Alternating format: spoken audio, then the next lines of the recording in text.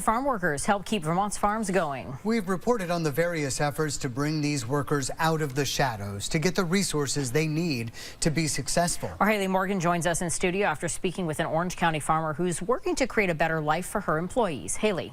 Kat and Darren, Vermont is estimated to have about 1,000 migrant farm workers year-round who work primarily on dairy farms.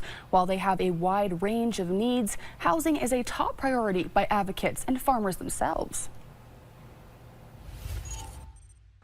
At Sprague Ranch in Brookfield, 9 migrant farm workers from Mexico help maintain the hundreds of cows at the historic dairy farm. We did have American workers and it was constant turnover, and so that's why we decided to go with migrant workers. So since that has happened, it has changed our business completely. Co-owner Chelsea Sprague has had this working relationship for the last 11 years. She says within that time, she has been trying to make sure the workers have transportation, medical care, good wages, and above all, a safe place to live. Yeah. So it's an old farmhouse.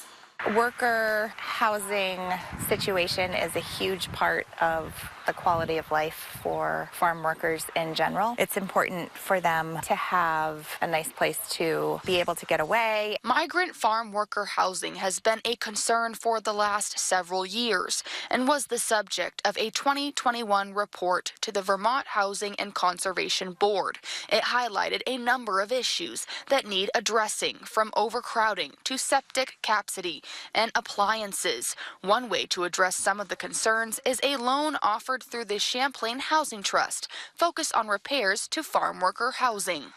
New walls and a vanity.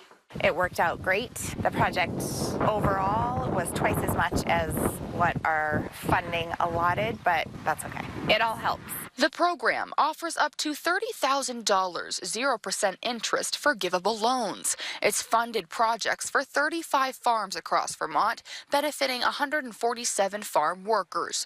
Julie Curtin of Champlain Housing Trust says this work is essential for addressing the needs of migrant workers. Health and housing are intertwined, and having clean, quality housing that is in good repair, that is mold-free, that doesn't have moisture, warm in the winter, cool in the summer. All of those things support good physical and mental health. But according to researcher and UVM professor Dan Baker, who's been studying migrant farm workers for more than 15 years, says it's not just housing that needs to be addressed.